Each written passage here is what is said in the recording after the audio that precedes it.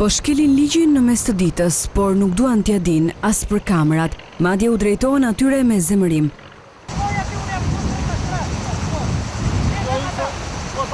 Për një muaj një kompani inertësh po gërryen shtratin e lumit Vjoz duke ndërtuar prita për kalimin e mjeteve. Pasoj, rrjedhja e lumit është spostuar në veri, duke rrezikuar tokat dhe shtëpitë e banorëve të disa fshatrave në komunën Frakull.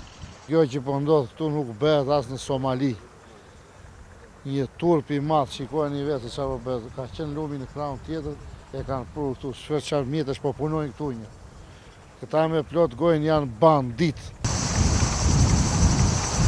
Nga shfrytëzimi pa kriter shumë vite më parë, Vjosa ka devijuar shtratin e tij duke glabëruar 10 hektar tokë bujqësore.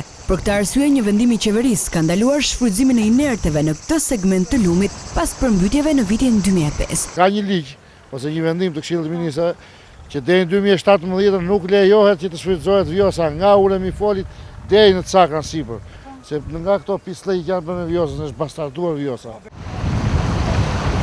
Por autoritetet nuk kanë kryer asnjë ndërhyrje, megjithse janë njoftuar nga komuna Frakull për situatën e krijuar.